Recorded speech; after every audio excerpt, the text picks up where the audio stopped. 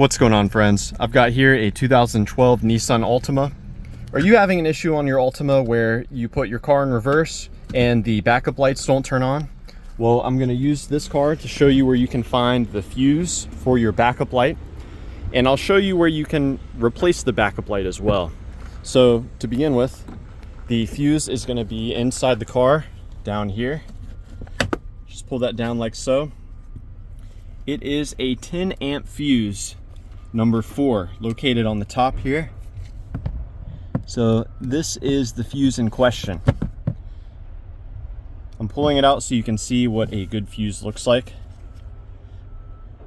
Now when this fuse is working properly, it sends power to your transmission switch.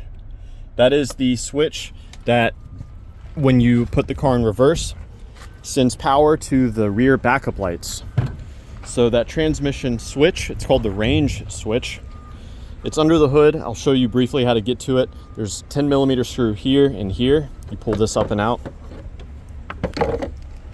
And you can see that the switch is hanging out right here underneath the air box. Now that's a difficult thing to check. And normally when you have this problem, it ends up being the backup light itself, which is this one right here. So I'll show you how to replace your reverse bulb.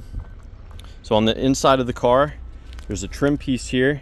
You've got to pull this center piece out, and then the whole piece comes out like so. Then what you do is you pull this trim down, this little felt piece here, and there's this electrical connector you've got to pull out. Now there's 2 little nuts that you've got to remove. So you unscrew them. There's one right here and another one up here. So with those 2 nuts out of the way, this piece comes out like so. So it doesn't go straight back, but it goes upwards. And so you've got to kind of pry a little bit, be gentle, maybe use a non-pry tool. Because in addition to the 2 studs that those nuts go onto, there's a plastic protrusion. So we can see here, this is what the nuts screw onto, but there's also this piece right here that's got to pop out for your rear assembly. Now the backup lamp is in here. You rotate this counterclockwise and pull it straight out. And a replacement part number that you can use for this bulb is 7443. I believe that should work for you. But this pops right out. You can look inside the pins, check for corrosion, check to see if they're burnt. Sometimes that will be the cause. And if that's the case, you need to replace what's called the pigtail.